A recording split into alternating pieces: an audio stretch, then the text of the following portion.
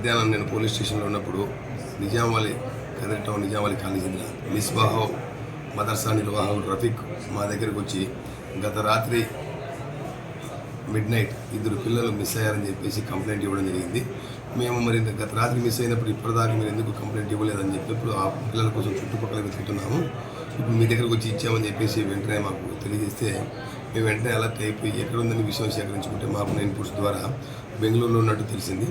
బెంగళూరులో ఉన్న తర్వాత వాళ్ళు ఉన్న ఏరియాను లొకేట్ చేసుకొని అక్కడ ఎవరైతే ఆ పాప మాట్లాడిందో ఆ సంబంధిత ఆటో డ్రైవర్ను, తర్వాత ఆర్టీసీ యాజమాన్య వారితో మాట్లాడి ఆర్టీసీ కంట్రోలర్ను వర్కౌట్ చేసుకుని ఆ పాపను 1 గంటలో రెస్క్యూ చేయడం జరిగింది. తర్వాత ఇక్కడ మా ఆఫీసర్ల సూచన మేరకు మా ఎస్ఐని ప్రత్యేక బృందాన్ని వెంటనే పంపి సాయంత్రం 4 గంటలకల్లా మేము ఆ పాపను పట్టుకోవడం జరిగింది.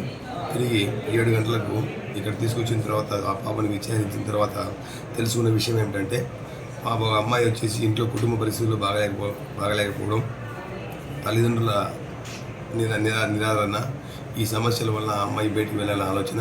రెండో అమ్మాయికి వచ్చేసి 17 సంవత్సరాల అమ్మాయికి వాళ్ళ అమ్మగారు నాన్నగారు పెళ్లి చేయాలని ఆలోచన ఉందని తలంపుతో ఇద్దరు మాట్లాడుకొని నైట్ గోడ దూకి ఇంటి నుండి పారిపోయి అటు నుంచి ఆటోలో వచ్చేసి బస్ స్టాండ్ ఎక్కి కదిరి వెళ్ళినట్టు చెప్పడం జరిగింది. ఈ విషయాన్ని తల్లిదండ్రులకు కౌన్సిలింగ్ ఇచ్చి పిల్లలు వారికి స్వాధీనం చేస్తున్నారు.